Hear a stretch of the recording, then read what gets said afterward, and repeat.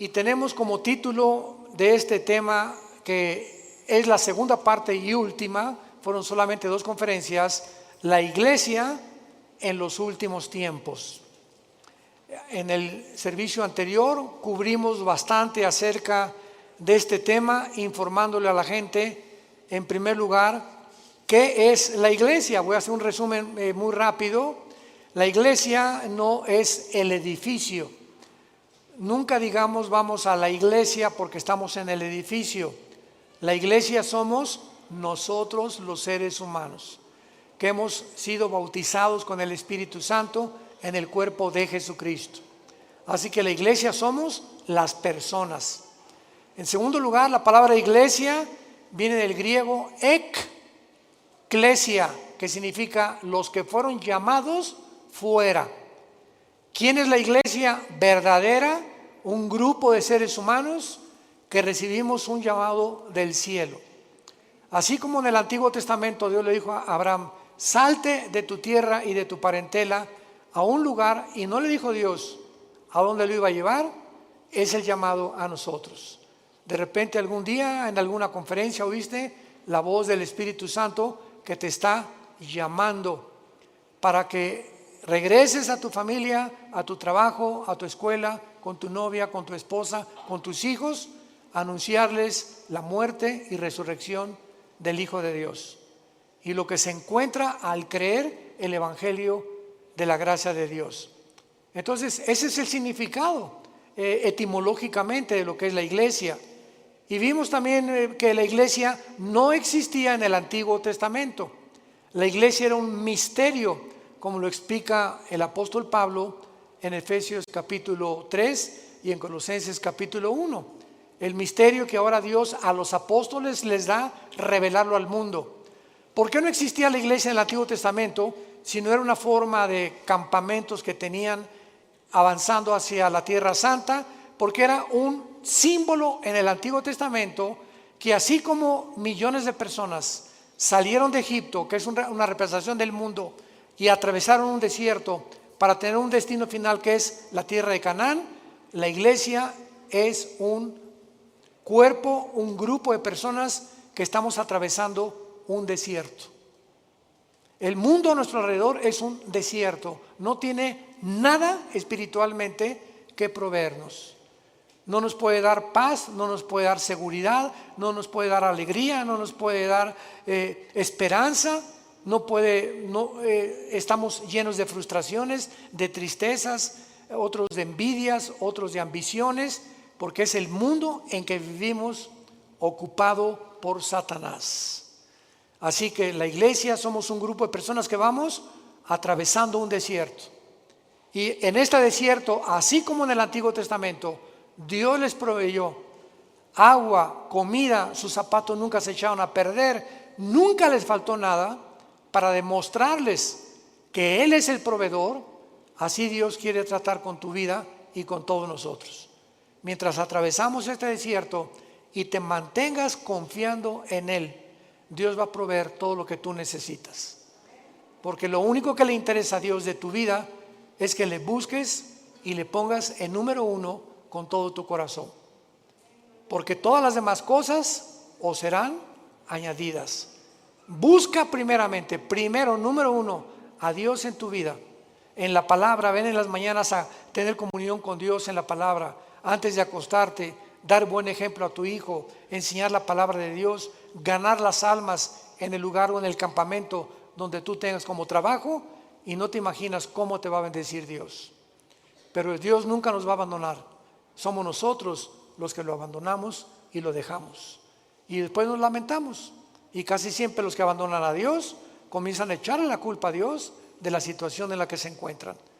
Cuando Él no es el culpable, Él en una cruz dio su vida por ti. Y te ama y te seguirá amando eternamente. Pero no nos perdamos las bendiciones que tenemos en esta vida mientras vivimos en obediencia. Muy bien. Veamos a continuación ahora, ya vimos entonces la definición etimológica de la palabra iglesia. El origen de la iglesia nació en Pentecostés, 50 días después que Cristo resucita, vino el Espíritu Santo sobre un grupo de personas Hechos capítulo 2, y fueron bautizados con el Espíritu Santo para formar la iglesia, que es un cuerpo, el cuerpo de Cristo, donde Él es la cabeza. Y así como en un cuerpo la oreja no le dice a la nariz: oye, tú no oyes como yo, pues le va a contestar a la nariz: no seas tonta, tú tampoco hueles como yo. O sea, es absurdo estarnos comparando unos con otros. Somos un cuerpo todos: presbiterianos, bautistas, pentecostales, nazarenos, Vía Nueva para el Mundo, carismáticos. Aunque haya diferentes doctrinas no esenciales para la salvación, debemos amarnos y soportarnos unos a otros. Porque tú puedes tener toda la teología del mundo y 5 doctorados y creerte papucho de papuchos, y si no tienes amor, no eres nada. 1 Corintios capítulo 13. Aunque yo hablara lenguas, y aunque subiera todo el conocimiento y fuera profeta y tuviera los misterios conocidos de Dios, y no tengo amor, soy como címbalo que retiñe, como una trompeta que no da ningún sonido. Porque Dios busca en nosotros más que nada el amor para servir a los demás. Y si tú ahorita no estás sirviendo a alguien o a algo en tu oficina, el que barre tu oficina, dile: ahora préstame la barra, la escoba, yo voy a barrer. Oiga, pero usted es el jefe. ¿Sabes una cosa? Tú no eres, yo no soy más grande que tú. Somos hechos a la imagen y semejanza de Dios, y Dios no ve el color de nuestra piel ni la posición económica que tenemos. Por eso dice Santiago en el capítulo 2 de su carta: si entra a la iglesia alguien con anillos de oro y con traje Gabbana Gucci, como se llame, y lo sientas hasta adelante, y a los pobres les dices con guaraches: ustedes allá se sientan. ¿No estamos haciendo acepción de personas? Y al hacer esto, no podemos llamarnos hijos e hijas de Dios. Esto es lo que básicamente es el cristianismo. Abran sus Biblias en 1 Corintios 12 y pasemos ahora, en tercer lugar, a analizar las funciones de la iglesia. 1 Corintios capítulo 12. La iglesia de Corinto ha sido la iglesia más carnal, la más carnal de todas las iglesias de Éfeso, de Tesalónica, de Colosenses, etcétera, etcétera, de Filipos. Y la iglesia de Corinto era una iglesia muy difícil porque se encontraba casi en la punta de Grecia y era un puerto. Era el principal puerto de prostitución y de decadencia moral, casi en Europa y en el Asia Menor, porque llegaba hasta Turquía la degeneración que había en Corinto. Las mujeres en Corinto se rapaban, traían el pelo así, pero completamente, porque así eran identificadas por la sociedad como prostitutas.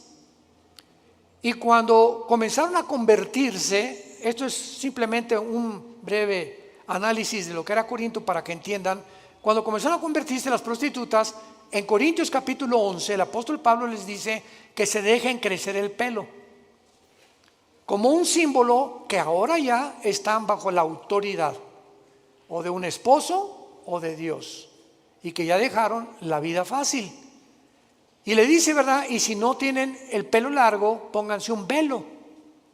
Y de ahí viene la costumbre en las iglesias católicas, en algunas iglesias apostólicas, que las mujeres usen velo al entrar a un servicio. Pero esto era un aspecto nada más cultural, que no se puede aplicar ya al mundo moderno, porque ya tenemos la Biblia completa y ya entendemos en Efesios la mujer se someta al marido, el marido ame a su esposa, etcétera, etcétera. Y ahora esto es solamente un símbolo para que podamos nosotros saber que si lo convertimos al mundo moderno, una mujer cristiana casada debe vestirse con modestia y de acuerdo a la moral. Una mujer casada nunca tendrá el escote hasta por acá, ni andará en minifalda, porque ya está casada. Y al vestirse de esa forma está mandando un mensaje: yo estoy fuera del mercado, ya no estoy disponible. Pero cuando una mujer se viste de una forma atractiva, atrayendo miradas de los hombres, está diciendo: ¿qué cosa? Estoy disponible. Entonces estos principios morales son importantísimos para que ustedes también, mujeres, cristianas sepan cómo andar y cómo le agrada a Dios que ustedes se vistan. Ahora las muchachas jóvenes también, aunque no estén casadas, ¿verdad? Si tú andas con el spot acá, tú eres jovencita y me estás escuchando, vas a traer detrás de ti a 50 abejorros, zumbando, buscando, ¿sabes una cosa? No a tu vida ni a tu moral, van a andar buscando tu cuerpo nada más. Porque de acuerdo a cómo se viste una mujer, atrae las miradas de los hombres. En 1 Timoteo 2, el apóstol Pablo les explica que las mujeres se vistan de acuerdo a la moral. ¿Para qué? Para que no atraigan las miradas sobre su cuerpo. Si encuentras un muchacho que Dios lo tiene para tu vida y Dios tiene un hombre para cada mujer y una mujer para cada hombre, no necesitas atraerlos con tu cuerpo. Porque el que es para ti y nadie te lo va a quitar. Así que no necesitas andar, como decimos, la coquetería es absurda, ¿verdad? Y es ridícula, porque tú no estás buscando entregarle tu cuerpo a nadie hasta que tú te cases. Y si tú mantienes esa moral y esa rectitud y esa conducta y esa ética para vivir, Dios te va a dar el mejor hombre que tú no te imaginas. Y la mujer y el hombre, la mujer muchacha que Dios tiene para tu vida. Dios nos ha dejado toda la sabiduría para que vivamos una vida perfecta, sabia, una vida de esperanza, una vida donde somos bendecidos por Él. ¿Y quién no quiere ser bendecido por Dios? Los corintios pues eran muy carnales, era una mezcla tremenda y comenzaron a usar también los dones espirituales abusando de ellos. Por eso todo un capítulo, Corintios capítulo 14, lo dedica Pablo al uso del don de lenguas, diciéndoles en conclusión en un servicio el domingo que nadie hable en lenguas si no hay un intérprete. Y si no hay un intérprete, cállate. ¿Por qué? Porque van a entrar personas que no son cristianas al servicio y van a oír a alguien, ¿verdad?, hablando en un dialecto, lo que sea, que no van a entender y va a decir, esto es el manicure. Esto está peor que el psiquiátrico. Van a creer que estamos locos. Así lo dice Pablo en Corintios 14. Entonces, si tienes el don de lenguas, úsalo en tu vida, úsalo para orar, en reuniones pequeñas donde son cristianos y entienden lo que estás haciendo. Pero el domingo en el servicio, Pablo prohíbe que se usen las lenguas y que no hablen lenguas si no hay intérprete. Y si hay alguien hablando en lenguas, que sea 1, 2, 3 y por orden. Y que nunca 3 o 4 al mismo tiempo. Saca la bazooka, Kawasaki. Bueno, esta es una forma, ¿verdad?, de expresar nada más la forma en la que muchas personas que ni siquiera son lenguas. Muy bien, y ahora en cuanto a los dones espirituales, saben ustedes también hace mucho tiempo que este famoso don de lenguas se quería imponer por fuerza. Yo recuerdo en los 70 finales, yo me convertí en el 74. En el 77 comencé a predicar en la sierra, estuve de misionero en la sierra de Oaxaca y Guerrero como misionero 3 años con los indígenas, durmiendo en suelos, ¿verdad?, de tierra, me tapaba con periódicos. Ahí nos forjó Dios, tal vez quiso formar mi carácter ahí Dios. Por eso los que hemos pasado la pobreza, ya no nos asustamos de la pobreza, ¿verdad? Porque sabemos que Dios con nosotros podemos pasar cualquier etapa en la vida.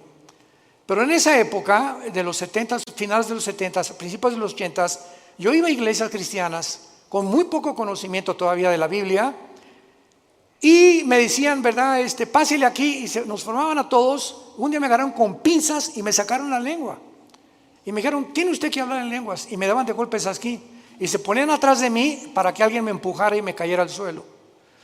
Yo recuerdo que algo en mi espíritu me dijo, esto no es correcto, esto no está mal, esto está mal. Además, ¿para qué me pone? Si me quiere tomar el Espíritu Santo, pues Él no me va a descalabrar. El Espíritu Santo no me va a tumbar para que me descalabre, ¿verdad? ¿Para qué me tienen que poner cachadores atrás? Y cuando comencé a estudiar la Biblia, me di cuenta, ¿verdad?, que pues las lenguas no era un don para todos. Pero son extremos por la imperfección humana que tenemos, en las que la iglesia cae, y estos y otros errores, y en lo que llegabas y tenías que hablar en lenguas, Y llegaron al extremo, que ya sí fue el extremo de todos, que si no lo hacen lenguas, no tenías al Espíritu Santo. Y eso ya es una herejía. Ahí sí ya, discúlpame, pero ahí sí esto ya es una barbaridad. Porque vamos a verlo claramente de qué forma Dios trabaja con los dones espirituales, y no hay ninguno de ustedes que no tenga un don espiritual. Y si tú tienes el don de lenguas, dale gracias a Dios. Yo tengo otro don, pero no trates de imponerme tus dones, ni porque tú hablas en lenguas, que yo también tenga que hablar en lenguas. Y hasta este momento tengo 48 años de cristiano y nunca he hablado en lenguas, más que un poco de inglés, francés, italiano y español. Y también un poco de mixteco. Sí, en serio, es el lenguaje de Oaxaca.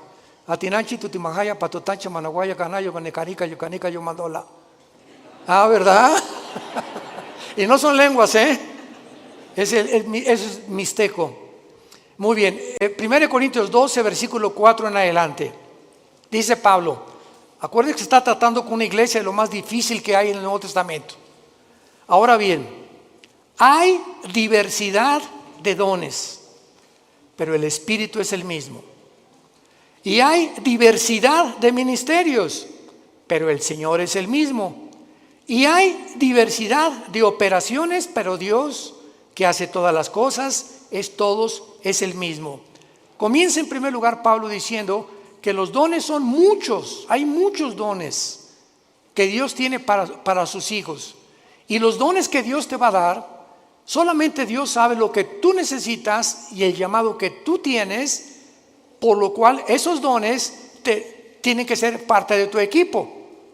Si Dios te llamó para predicar, pues te va a comenzar a preparar, a estudiar la Biblia, vas a amar la Biblia, vas a ser apasionado por la verdad y vas a tener un fuego dentro de tu corazón de hablar de Cristo a tus amigos, etcétera, etcétera. Y Dios te dará el don, ¿verdad?, de poder compartir la palabra, te dará gracia ante el público que tú te presentes, porque fuiste llamado por Dios, y en el campo de autoridad en que Dios te llamó, ahí tendrás la autoridad y la gracia de Dios. Pero si tú tratas de funcionar en la iglesia en un campo, si tú, por ejemplo, eres evangelista y quieres ser pastor o quieres ser profeta o lo que quieras, y te metes a un campo que no tienes llamado, vas a fracasar y te vas a frustrar porque no es el campo que Dios te llamó. Por eso es tan importante saber los dones que Dios nos ha dado. ¿Cómo lo puedo descubrir, Señor? Obedeciendo los que ya tienes. Y el conocimiento que tienes, siéndole fiel a Dios. Y mientras vas caminando, Dios te va ampliando el entendimiento y de repente te van a decir, necesitamos una maestra en escuela dominical. Y tú, no sé enseñar. Y Dios te va a recordar, a Moisés le dije lo mismo. ¿Y sabes qué me contestó Moisés? Ay, Señor, yo no sé hablar. Y entonces le contestó Dios, ¿quién hace la boca y quién hace la lengua?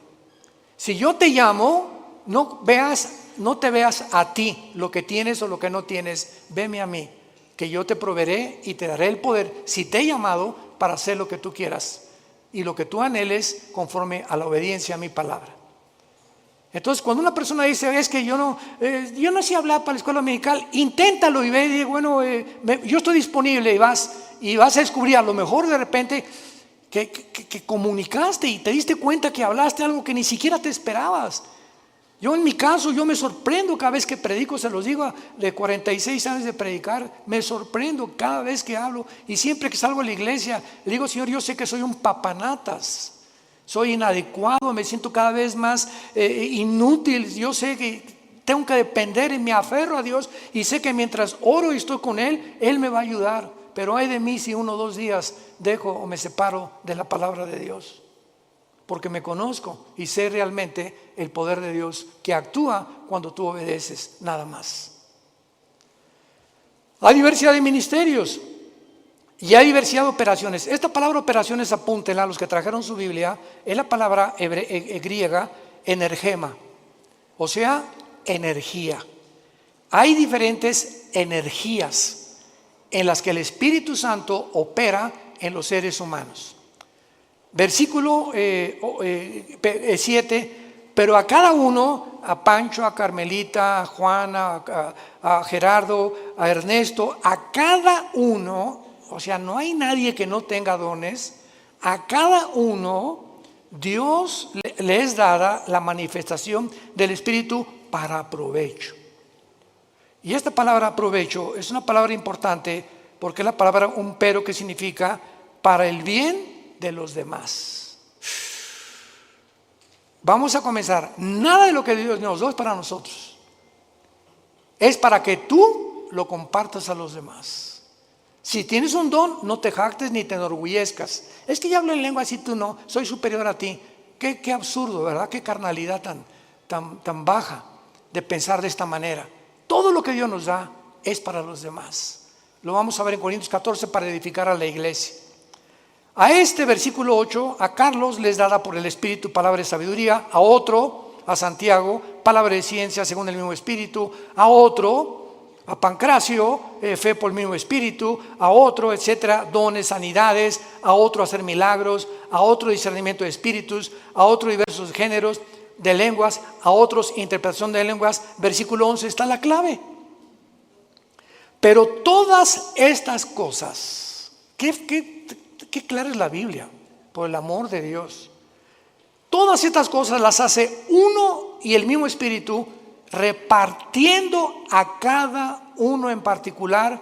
Lo traduzco como a él le da la gana. No tienes que estarle diciendo, yo no tengo.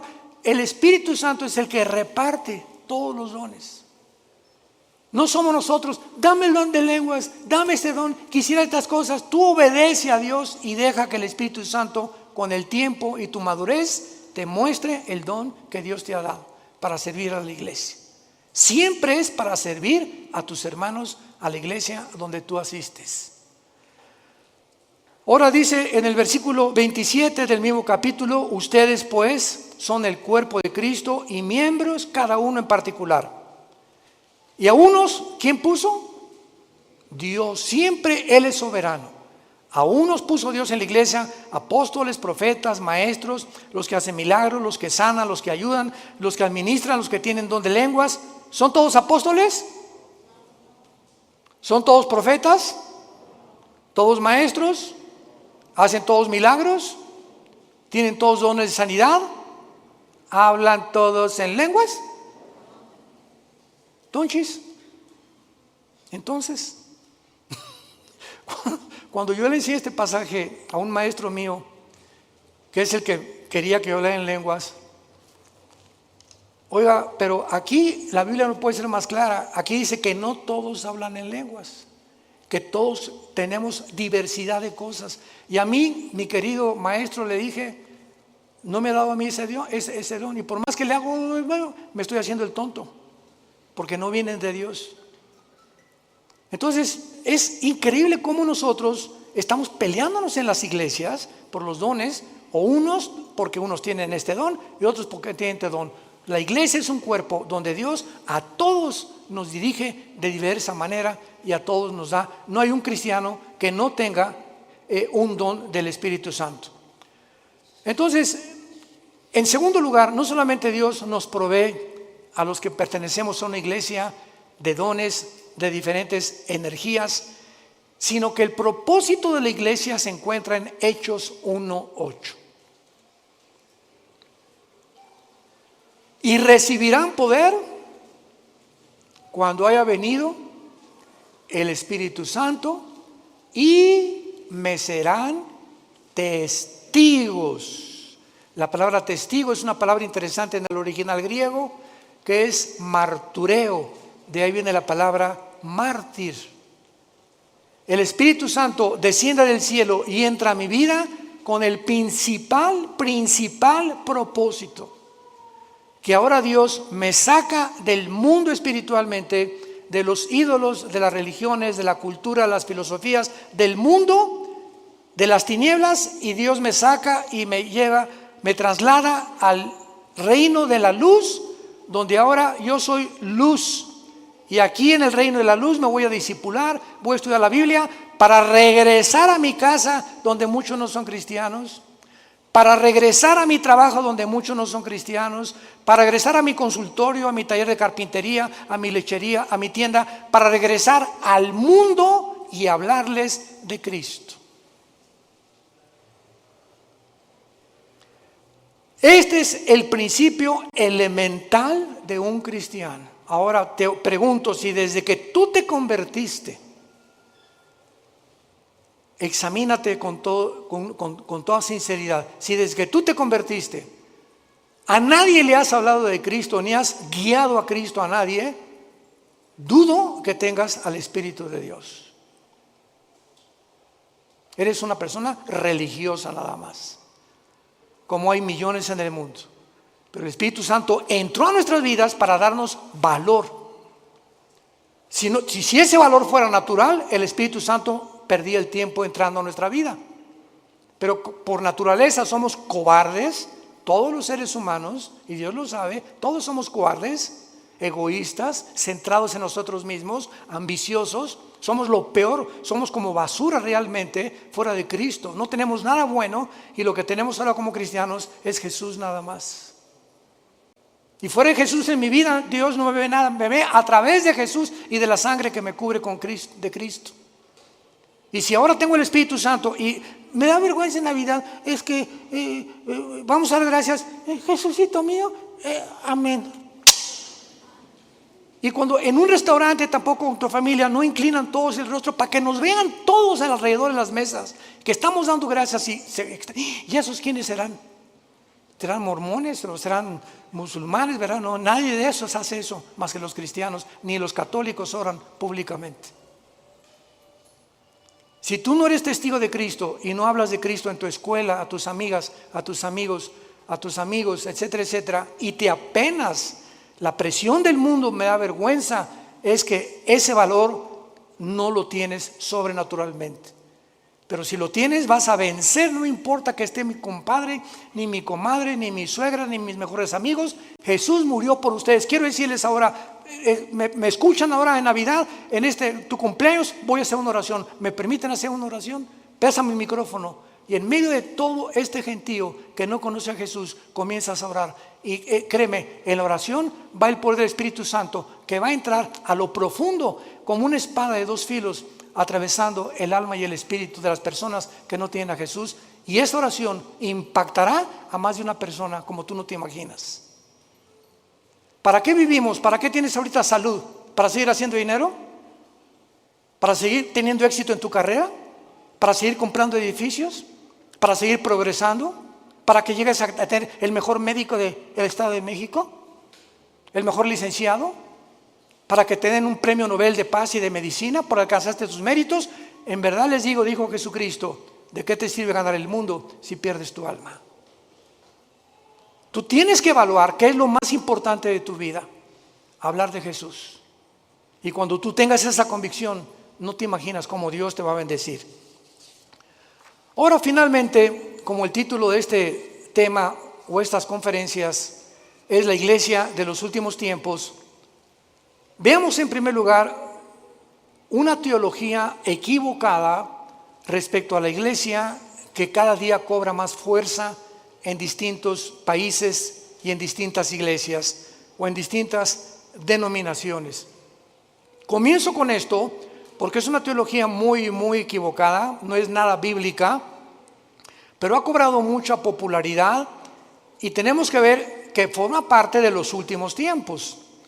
Porque vamos a ver todas las falsas doctrinas que se están enseñando actualmente. Esta teología se llama la teología del reino, si la quieres apuntar. La teología del reino. Muy popular en muchas iglesias. ¿Qué enseña esta teología? ¿O qué se está predicando? Que la iglesia conquistará el mal en el mundo. Que la iglesia finalmente, como es sin mancha y sin arruga, no puede Jesucristo venir hasta que la iglesia sea sin mancha y sin arruga. Y de la misma manera niegan inclusive el rapto o el arrebatamiento de la iglesia. Es interesante que este mismo pensamiento que se infiltró a las iglesias, al mundo espiritual de las iglesias, sea un pensamiento que ha dominado durante siglos anteriores al mundo secular. Casi siempre desde el siglo pasado, cuando los filósofos europeos principalmente comenzaron a enseñar basados en el darwinianismo, La teoría de la evolución que nos dice que todo va de menos a más.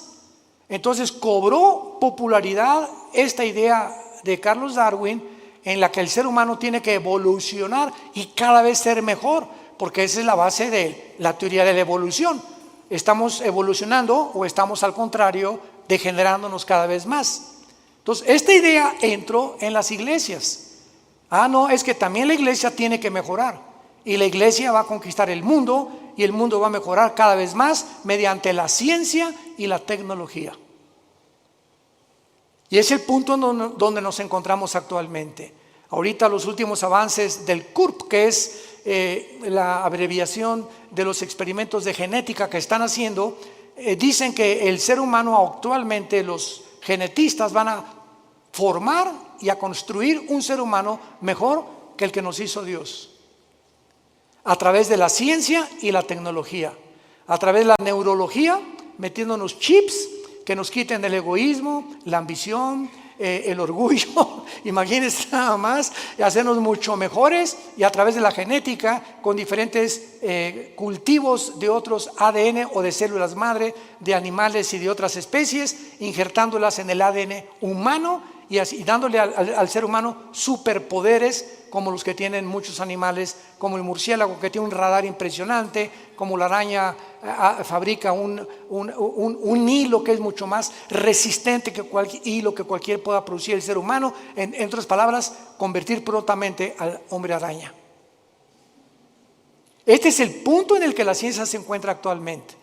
Entonces esto entró a la iglesia y estamos diciendo nosotros que vamos a mejorar. Sin embargo, el fracaso de 2 guerras mundiales, la actual amenaza nuclear que estamos viviendo actualmente, nos muestra de una forma definitiva que el ser humano no va para arriba. Todos los descubrimientos después de la Segunda Guerra Mundial del siglo pasado, el hombre en la luna, el internet, satélites espaciales de continente a continente, ahorita el interfón, y ahorita los chips y todas esas cosas que enorgullecieron al ser humano, y comenzamos a adorar la ciencia como diosa y al sexo como el dios. Son los 2 dioses que el mundo está adorando: el dios sexo y la diosa la ciencia. Y enorgulleció al ser humano. Y estas guerras que hemos atravesado, ¿verdad?, han hecho comenzar a reflexionar que el mundo no mejorará jamás. El mundo no puede mejorar jamás por la naturaleza humana, una naturaleza caída y en rebelión contra Dios. Entonces no hay nada que pueda mejorar, vamos de mal en peor. Ahora, a una persona que tiene el género femenino, le dicen que es del género masculino. O sea, al hacer esto, sígame con cuidado, están negando la biología y la genética. Ya no la Biblia, hagamos a un lado la Biblia. Si tienes el cromosoma Y, eres varón. Si tienes el cromosoma XX, eres mujer. Y te puedes operar, puedes atravesar procedimientos psiquiátricos, puedes atravesar procedimientos quirúrgicos que traten de cambiar tu sexo. Nunca vas a negar tus cromosomas. Y si tú quieres cambiar de sexo en otra persona y tus cromosomas te niegan, algo dentro del ser humano sucede, que tu mente comienza. Por eso el 60% de los suicidios en Estados Unidos son de personas transgénero. De acuerdo a la Academia de Psiquiatría de Estados Unidos, investígalo tú.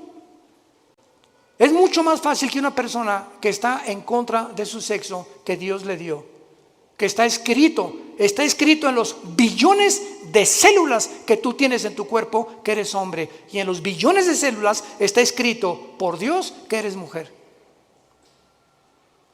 Pero ¿por qué hemos ido hasta en contra de nuestra propia naturaleza? Porque es la locura a la que el ser humano ha llegado.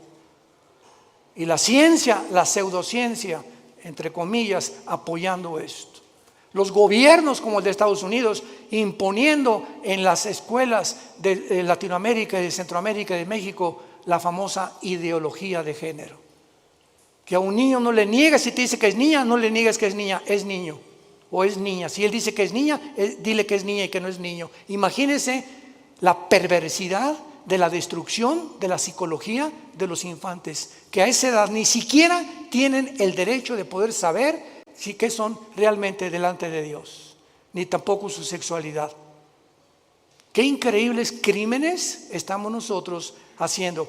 Pero comienzan a matar en las escuelas en Estados Unidos y las armas. El problema son las armas. Espérame tantito. ¿Quién jaló el gatillo? ¿Se disparan solas? ¿Qué es lo que está pasando? Que ya los jóvenes están desquiciados, están perdidos, han perdido completamente su identidad, ya no saben quiénes son. Criados casi siempre por la falta de un padre, criados por la madre o por los abuelos.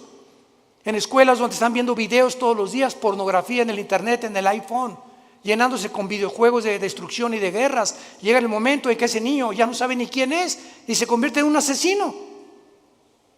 Las armas han existido desde que Caín mató a Abel. Caín y Abel eran dos personas en el mundo solas. No había armas, no había nada. Y agarró una quija de burro y lo mató. No le echemos la culpa a las armas, sino quién es el que maneja las armas y qué es lo que motiva a estos jóvenes a poder hacer crímenes de la magnitud que estamos escuchando. Pero así de perdido está el mundo. Entonces, este fracaso de dos guerras, ¿verdad?, mundiales y la actual amenaza nuclear nos muestra que el ser humano está a punto de destrucción. Nos vamos a autodestruir. Y si Jesús no regresara antes, nosotros mismos cometeríamos suicidio político, suicidio mundial, suicidio familiar. Tenemos tanta autodestrucción dentro de nosotros que por eso fumas. Este producto es nocivo para la salud. Ya lo sé, hermano. Entonces, ¿para qué fumas? ¿Para qué te estás metiendo el gas que te está tronando tus alveoles? Porque me gusta. ¿Por qué te emborrachas, tu hígado, tu familia? ¿Por qué te drogas? ¿Por qué cometes adulterio? ¿Sacrificas a tu esposa? El ejemplo que les vas a dar a tus hijos. Nos damos cuenta que hacemos cosas que van en contra de nuestra naturaleza, porque tendríamos que tener una naturaleza de autopreservación, pero parece que tengo una naturaleza de autodestrucción. Que cada vez hago cosas que me hacen más daño. ¿Para qué tomas Coca-Cola, por el amor de Dios? 300 gramos de azúcar que se te van a los riñones. 3 meses en que los riñones se deshagan de ese azúcar. 3 meses por lo menos. Y eso sí corre 5 kilómetros diarios. ¿Y qué pasa entonces? Me siento cansado, ya no tengo fuerzas, ya perdí la virilidad, el sexo con mi esposa. ¿De dónde viene todo eso? Pues de lo que te estás bebiendo y lo que estás comiendo. Por el amor de Dios. Virgen del Socorro. En Jeremías 17:9 dice: perverso y engañoso es el corazón más que todas las cosas. El diagnóstico, los rayos X que Dios nos deja en su palabra, han pasado más de 20 siglos y mientras más avanza la ciencia, más descubrimos, y la Biblia tenía razón. Perverso y engañoso es el corazón más que todas las cosas. ¿Quién le conocerá? No hay justo, Romanos 3, ni aún uno. Veneno hay en la boca de los seres humanos. Muchos muerden y amenazan a los demás como si fueran víboras, calumnian, lastiman la reputación de las personas, porque esa maldad que está entre nosotros tiene un origen que la Biblia le llama el pecado. Y no hay ninguna medicina, ninguna otra remedio más que la sangre de Jesucristo. Si Dios hubiera creído que nos iba a curar asistir a una religión, o portarte bien, o hacer buenas obras, ¿para qué murió Cristo? Fue un desperdicio la muerte de Cristo. Pero la Biblia dice: sin derramamiento de sangre no hay remisión de pecados. Veamos de qué forma la Biblia nos muestra que de ninguna manera estamos mejorando y que la iglesia se oscurecerá. Y antes de llegar a esto, tenemos que recordar claramente que la iglesia se forma de 2 maneras. Apúntalo si puedes: la iglesia invisible y la iglesia visible. Me explico. La iglesia invisible, o sea, todos los seres humanos que han nacido de nuevo verdaderamente, bautizados con el Espíritu Santo, regenerados y miembros del cuerpo de Cristo, solo Dios los conoce. La iglesia visible es como la que tenemos nosotros y la que se reúne en el mundo entero. La iglesia visible es una mezcla de ovejas con cabritos. Aquí en esta iglesia hay coralillos, cascabeles, cabritos y para qué les cuento más, alacranes, hay de todo. Y solamente tú lo sabes a qué perteneces. Pero esta es la razón por la cual mucha gente se decepciona. Ay, es que este hermano, mira cómo se portó. Es que recuerda una cosa, a lo mejor ni cristiano es. A lo mejor ni cristiano es, porque el cristiano da fruto. Entonces todas las iglesias, Mateo capítulo 13, están mezcladas con cizaña y con trigo. Solo Dios sabe de las iglesias visibles quiénes son los verdaderos hijos e hijas de Dios. Y por eso dijo Cristo a los ángeles: no arranquen la cizaña hasta que yo venga, no sea que lastimen también a el trigo. Entonces Dios solo conoce quiénes son los cristianos verdaderos. Y les digo lo siguiente: en todas las iglesias del mundo cristianas, los verdaderos cristianos son un remanente. Es un grupo muy pequeño en todas las iglesias de los que son verdaderamente siguen a Jesús. Los demás son seguidores desde lejos, que les gusta el domingo y quieren, pero no pagan el precio, ni jamás se han arrepentido de su vida, ni siguen a Jesús, ni son apasionados por la verdad. Es un remanente muy pequeño. Entonces, esta es la razón por la cual la Biblia nos muestra claramente que muchos cristianos dicen Efesios 3:3 y Efesios 2:6. La Biblia dice en Efesios 2, versículo 6, que estamos sentados con Cristo en el cielo. Fíjense nada más, que estamos ya sentados en el cielo. Entonces cuando dicen, es que la iglesia tiene que ser sin mancha y sin arruga, esa es la iglesia que Cristo limpió y que está en el cielo. Pero la iglesia que está aquí abajo en el mundo, que está mezclada con cabritos y con ovejas, hay cantidad de personas que nunca se van a limpiar y nunca serán sin mancha. Aunque somos pecadores, Dios ya nos ve sin mancha y sin arruga a los verdaderos cristianos. Y esta es la razón por la cual muchos dicen, es que hasta que no sea sin mancha y sin arruga, Cristo no vendrá. No entienden que esa iglesia es la iglesia invisible, la que Dios ya sabe que están limpios por la sangre de Cristo. Esto es muy importante. Vamos a 1 Timoteo y vamos a ver algunos versículos rápidamente. ¿De qué forma la Biblia profetiza sin lugar a dudas que la iglesia va a terminar en la apostasía total? La iglesia visible. Y vamos a verlo porque 1 Timoteo 4:1. El Espíritu dice claramente que cuando en los postreros tiempos, o los tiempos que estamos viviendo ahorita, algunos apostatarán, o sea, abandonarán lo que oyeron, escuchando a espíritus engañadores y a doctrinas de demonios, por la hipocresía de mentirosos, que teniendo cauterizada la conciencia, prohibirán casarse, mandarán abstenerse de alimentos que Dios creó, para que con acción de gracias participaran de ellos los creyentes y los que han conocido la verdad, porque todo lo que Dios creó es bueno y nada es desecharse si se toma con acción de gracias. La apostasía de la iglesia comenzó con Roma. La primera institución, después de que murieron los padres de la iglesia católica romana, nació 350 años después de Cristo. Yo siempre que me encuentro con curas, ¿verdad?, o sacerdotes católicos, me gusta hablar con ellos porque hay muchísima ignorancia y hay que verlos con misericordia, con amor y hablarles la verdad. Yo les digo, discúlpame, ¿verdad?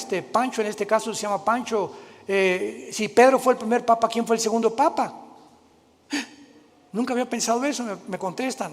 Pasaron 350 años para que el emperador Constantino nombrara al primer pontíficus o al primer pontífice de la iglesia romana. ¿Y qué fue lo que la iglesia romana hizo? Prohibir casarse a los curas. En los últimos tiempos prohibirán casarse. ¿Dónde dice 1 Timoteo 3, los que sirven a Dios? Dios ordena que los que sirvamos a Dios estemos casados de preferencia. Y inventaron el voto de celibato sacerdotal, que si tú vas a ser cura, nunca te vas a casar. Porque si te casas y tienes una familia, escúchame con cuidado, si te casas y tienes una familia, tu lealtad hacia tu familia y el dinero no lo vas a mandar a Roma. Mientras sea solito, no tiene tantos gastos. Y así tiene hijos, va a tener que pagar escuela y renta, y mejor solito para que el dinero lo mande a Roma. Y ahorita el Vaticano es el estado más multimillonario del mundo entero. Prohibirán alimentos. Viene la Cuaresma, no coman carne. Por el amor de Dios, ¿de dónde sacaron eso? Puro pescado nada más. A ver, Dios en el cielo, al arcángel Gabriel, chécame quién come carne,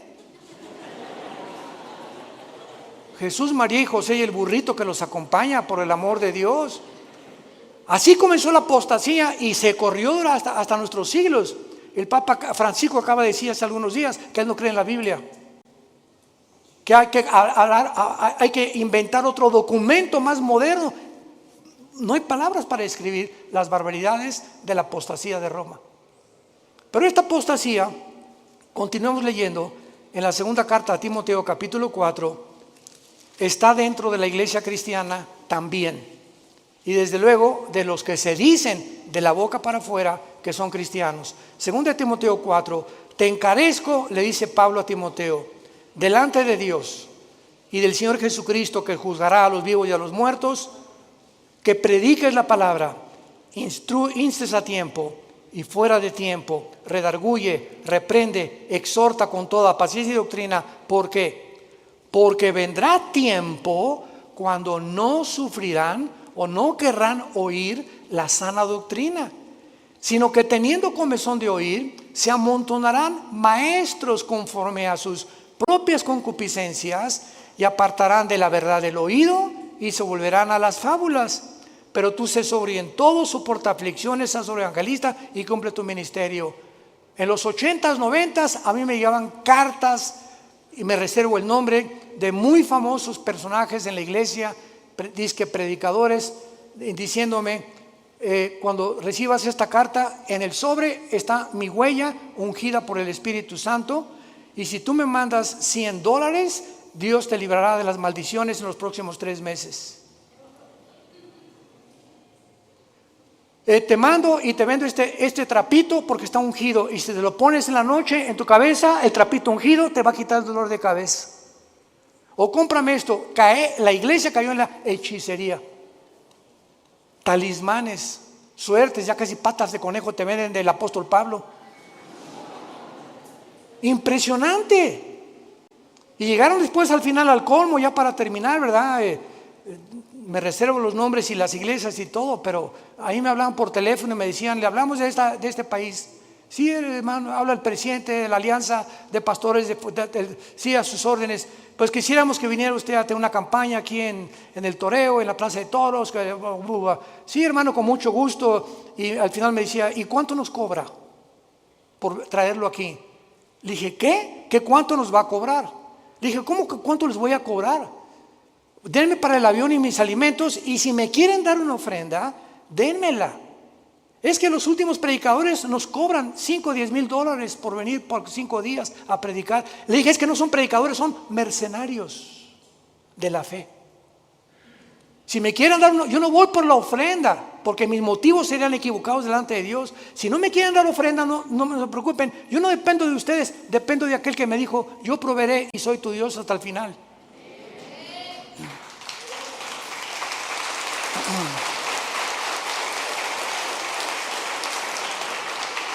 A ese grado. Y ahora les he recomendado a esos pastores, no sé si son o no son, solo Dios lo sabe, ¿verdad? Cualquier persona que tú invites a predicar, o cualquier conjunto de alabanza que tú invites a predicar y te ponga un precio, no los vuelvas a invitar jamás. Nunca los vuelvas a invitar. Se convierten en artistas y profesionales del evangelio. Qué tristeza, ¿no? 1 Corintios 9, si no predico gratuitamente el evangelio, dice Pablo, gratuitamente ay de mí. Vivimos dependiendo de un Dios que nos dice: obedéceme y proveeré para ti y para tu familia. La apostasía de la iglesia ha llegado a puntos donde la mayor parte de los cristianos no se han dado cuenta y les aplauden a los predicadores. Ahorita la predicación es: ¿quién quiere venir a Cristo? Pásele al corral. Yo, pásele al corral, pásele al corral, pásele al corral. Y están entrando al corral o a las iglesias cristianas, dice que personas que son ovejas, y entran sin arrepentirse, sin decirles qué es el evangelio, solamente para que la iglesia se llene y para que digan: es una iglesia próspera. Y están los corrales llenos de personas, de cabritos, y no son ovejas. Todas las iglesias funcionan de esa manera. Ya no se predica el pecado, no se predica el arrepentimiento, no se predica que necesitas saber que hay un infierno, que tu alma puede arder eternamente en el infierno. Si tú te mueres hoy, una embolia cerebral, un ataque al corazón, no me importa de qué, un atropellamiento, una bala perdida, un secuestro, tú te vas y te mueres al infierno. Así lo dijo Jesucristo. Y Él pagó en la cruz su vida para que tú escucharas la verdad. Y la verdad se encuentra en este libro. Te damos gracias, Señor, por tu palabra en esta mañana. Gracias por tu fidelidad y tu amor para con todos nosotros. Y gracias, Señor, porque todavía en muchas iglesias se predica la verdad, sin tapujos, directamente al corazón, tal como tú nos enseñaste a predicar. Gracias porque también en muchas iglesias hay ovejas verdaderas, que solo tú las conoces. Solo tú sabes quiénes te aman con todo el corazón, con todas sus fuerzas y con toda su alma. Te pido, Señor, que hasta el final seamos sostenidos y permanezcamos fieles en la esperanza a la que tú nos has llamado. Gracias por tu vida, Jesús, y por el ejemplo de humildad, de misericordia, tu ejemplo de mansedumbre que nos dejaste grabado en el corazón para que sigamos tus pisadas. Si en esta tarde hay alguno de ustedes que ha escuchado este mensaje, no tienes el testimonio del Espíritu, o tu conciencia te redarguye y te dice que realmente tu vida no ha cambiado, que realmente tú no amas a Cristo con todo tu corazón, que la Biblia no es tu pasión, asegúrate en este momento, asegúrate antes de salir por esa puerta que Jesucristo es real en tu vida, y dile estas palabras sinceramente de lo profundo de tu alma: Señor mío y Dios mío, perdona mi vida, perdona mis pecados. Creo que en la cruz con tu sangre los lavaste, y ahora puedo presentarme delante de tu Padre como si yo no hubiera pecado, gracias a tu sacrificio en esa cruz. Creo que a los 3 días resucitaste de los muertos, y como creo que vives, te pido en este instante que entres a mi vida como mi Señor y mi Salvador. Dame las fuerzas que no tengo, la pasión que no tengo para amarte, servirte y adorarte en espíritu y en verdad. Gracias por darme la vida eterna y el perdón de mis pecados. En el nombre de Jesús. Amén. Gracias a Dios por este libro maravilloso, la palabra de Dios. Gracias por este libro maravilloso, la Biblia.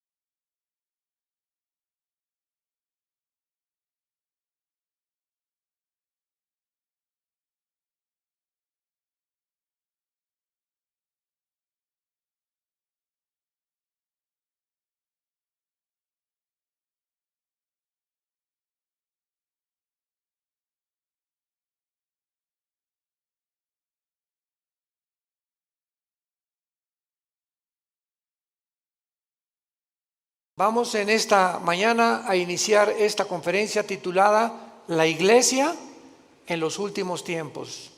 La Iglesia en los últimos tiempos. La Biblia nos revela claramente que el mundo va a terminar cubierto de tinieblas. Y de ninguna manera tenemos nosotros que asustarnos, y la mayor parte de los cristianos que están conscientes, que están despiertos, que están bajo una comunión continua con el Espíritu de Dios a través de la Biblia, van a ser alertados, van a ser avisados y vamos a tener paz en medio de todo lo que va a suceder. El mundo terminará completamente en tinieblas, además de la confusión política, económica y religiosa que ya estamos atravesando. Dice Isaías capítulo 60, versículo 1, levántate. Es precisamente en medio de la oscuridad cuando se levanta la lámpara. ¿Se acuerdan lo que dijo Jesús? Una lámpara no se esconde debajo de la mesa, sino que se levanta. Y si en algún tiempo o para qué nacimos, fue para esta época. Es precisamente cuando Dios nos llama en este tiempo a que nos levantemos y alumbremos. Levántate, resplandece, porque ha venido tu luz y la gloria de Jehová ha nacido sobre ti. He aquí que tinieblas cubrirán la tierra y oscuridad a las naciones, mas sobre ti amanecerá Jehová y sobre ti será vista su gloria. Mientras más oscuro, más fuerte la luz. En una oscuridad tremenda, un cerillo que prendas se ve a grande distancia. Así que tenemos que estar conscientes de eso. Pero lo más trágico es que estas tinieblas también alcanzarán la iglesia. Y vamos a ver de qué forma también los últimos tiempos que estamos viviendo, la oscuridad aumentará dentro de muchas iglesias, y voy a definir y a explicar claramente a qué iglesias se refiere la Biblia. Jesús dijo en Mateo 24:12, por haberse multiplicado la maldad, el amor se enfriará. Y no está hablando de los no cristianos, está hablando a los cristianos. Dios no espera que haya amor fuera de la iglesia, porque el mundo está completamente bajo el maligno. Por haberse multiplicado la maldad, por tantas cosas que están pasando, el amor de muchos cristianos se va a enfriar unos con otros. Habría frialdad, habría distanciamiento, y esto es lo más peligroso que podemos nosotros atravesar. Isaías 24, versículos 5 al 6, describe el mundo en los últimos tiempos. La tierra será enteramente vaciada y contaminada. Se destruyó, cayó la tierra, enfermó, cayó el mundo, enfermaron los altos pueblos de la tierra. Y a continuación del versículo 5 de Mateo 24 nos da 3 razones por las cuales el mundo ha llegado al punto donde nos encontramos, donde la ciencia, escuchen, ya no es ciencia. Cuando la misma ciencia dice que hay más de 3 o 4 géneros, es cuando la ciencia dejó de funcionar. Porque la biología y la genética nos dicen que solamente hay varón y hembra. Si tienes las cromosomas Y, eres varón. Si tienes las cromosomas XX, eres hembra, eres mujer. ¿De dónde pues están fomentando 3, 4, 5, 6, 7 géneros? ¿Dónde está eso? En la biología o en la genética, ya no en la Biblia. ¿Cómo es posible que haya el mundo llegado a aceptar esto? Así de loca está la ciencia, se corrompió la ciencia. Los sistemas políticos han fracasado todos. 1991 el comunismo cae. Después de más de 60, 70 años, que fue un fracaso donde quiera que se practicó esta ideología, y el mundo continúa desenterrando esta ideología en los tiempos que vivimos, porque ya no encuentran los gobernantes qué sistema usar para gobernar el mundo. O sea, la política está completamente loca. ¿Qué acaso la historia nos enseña que debemos aprender de la historia o no aprendemos de la historia? Pues parece que esto es lo que ha sucedido, porque hemos visto un ejemplo en esta ideología que no funcionó. ¿Por qué entonces somos tan tercos de volver a desenterrarla? ¿Por qué la genética descubierta en 1954, el ADN, se comprueba científicamente que es imposible la teoría de la evolución? ¿Por qué seguimos insistiendo en enseñarles a nuestros hijos que venimos de chita? Que somos el producto accidental de los animales. ¿Por qué son tan tercos los maestros universitarios cuando la misma ciencia contradice? Genéticamente es una imposibilidad la teoría de la evolución. Físicamente, la segunda ley de la termodinámica postula que todo tiene que llevar a una decomposición, a un deterioro. ¿Por qué se sigue enseñando entonces? ¿Cuál evolución? La biología enseña que los aminoácidos, que son los ladrillos de la vida, determinan que es imposible que una ardilla se convierta en conejo, ni un rinoceronte en un caballo. Hemos llegado, damas y caballeros, santos de Dios, a la locura total del mundo. El mundo está loco, loco, loco. En Lucas 18 Jesús dijo: cuando el Hijo del Hombre venga, ¿hallará fe en la tierra? Sin embargo, los cristianos, a pesar de todo esto que estamos atravesando, donde ya la gente no sabe qué es blanco y qué es negro, ya no sabe qué es bueno y qué es malo, ya no sabe qué es dulce y qué es amargo. Así está el mundo actualmente. Hay un relativismo total, filosóficamente, socialmente, antropológicamente, en todas las disciplinas académicas en las que el mundo se ha desarrollado en los últimos siglos. En el libro de Daniel, todos los que traigan su Biblia los felicito porque son los entendidos. Precisamente ahí se ve, ya las iglesias están llenas de cristianos sin Biblia. Traen el Calimán o el Esto. El libro de Daniel nos muestra claramente hace 2600 años. Vean cómo la Biblia fue escrita con tantos siglos de anticipación, anticipándonos, porque Dios es el primero y Dios es el último. Entonces, si Dios es el primero y Dios es el último, Él es el único que nos dice cómo comenzó el universo, quiénes somos y a dónde terminará la humanidad. Y cuando sabemos a dónde terminará la humanidad, podemos prepararnos. No estamos en tinieblas. La luz la tenemos en la Biblia y tenemos que abrir los ojos más en estos tiempos para cuidar a nuestra familia, para cuidar a nuestros hijos, para cuidar a nuestros nietos, para poder dejarles una herencia, si el Señor no viene antes por nosotros, donde ellos podamos morir en paz y saber: no le dejé ni una casa, no le dejé dinero, no le dejé riquezas a tus hijos, les dejamos una herencia que se llama Jesucristo. Porque podrás morir en paz al saber que tu hijo, si tiene a Jesucristo, Él se va a encargar de él. Tal vez ande mal y lo que tú quieras, pero si tiene a Cristo tu hijo, Dios se va a encargar de ellos. Porque herencia de Jehová son los hijos. Dice en Daniel capítulo 12, hace 2600 años, hablándonos cómo va a terminar el mundo, dice el versículo 3: los entendidos resplandecerán como el resplandor del firmamento, y los que enseñan la justicia a la multitud como las estrellas de perpetua eternidad.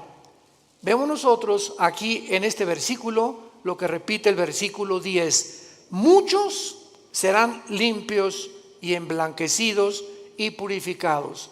Se refiere que a muchos cristianos en este tiempo en que estamos viviendo se van a purificar más y más y más y más, porque estamos esperando la venida del Señor.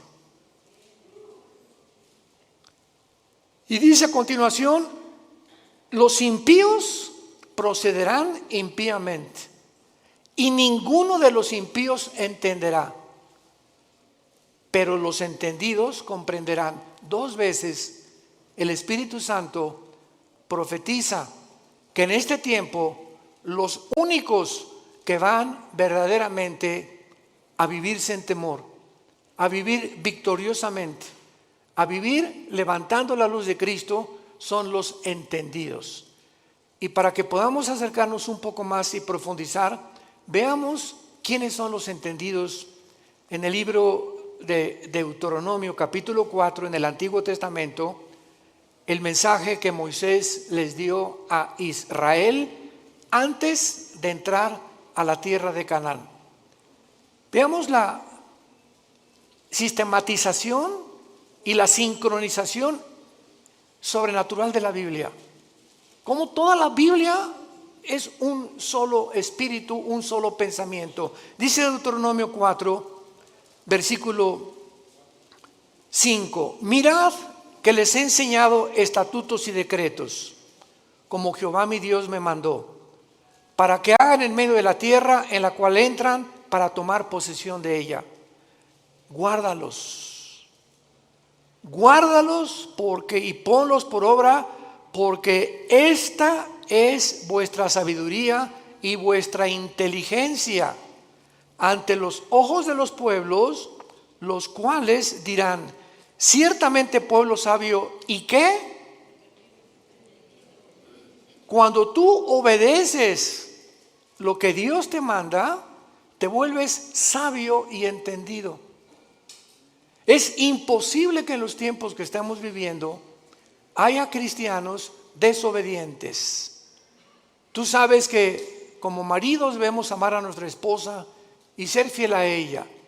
Como mujeres tienes que respetar a tu esposo y velar y orar por él. Como hijos, respetar a vuestros padres, porque es la primera bendición con promesa. Y cuando nosotros las cosas esenciales de la Biblia las comenzamos a vivir, entonces va a haber sabiduría para actuar y nos vamos a volver entendidos. ¿Por qué? Porque prestamos atención. En una escuela, ¿quiénes son los que sacan buenas calificaciones? ¿Quiénes son los alumnos? Los que siempre están poniendo atención a lo que el maestro está enseñando, ¿verdad? Pero los que están con el avioncito y por aquí, por allá, y platicando con Rosita, y picando, y Pepe, Juan, Juanito, ponme atención, Pepito. Esas personas, esos estudiantes, cuando llegan los exámenes, porque nunca estuvieron atentos a lo que se les explicaba, van a reprobar. Estos son los entendidos, los que están poniendo atención a lo que Dios les dice. Y lo vemos también en Mateo 24, y entendemos ahora Mateo 24, las palabras de Cristo en esta historia que Él da acerca de los tiempos de Noé. Dice Mateo 24, 37: mas como en los días de Noé, así será la venida del Hijo del Hombre. Porque como en los días antes del diluvio estaban comiendo y bebiendo, casándose y dándose en casamiento, hasta el día en que Noé entró en el arca. Escuchen.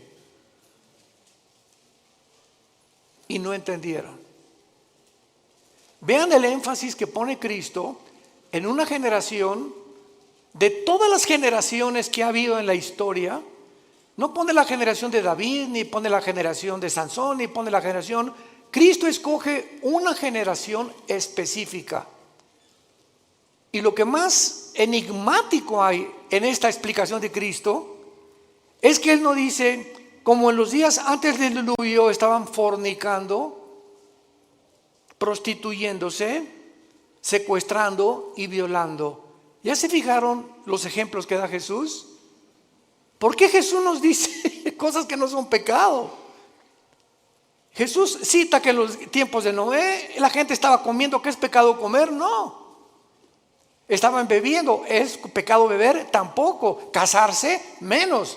Dichosos los que se casan, pero unidos por el Espíritu de Dios. ¿Por qué Cristo usa estos ejemplos que no son pecaminosos? Y dice, y no entendieron. Porque en los tiempos que vivimos se va a repetir.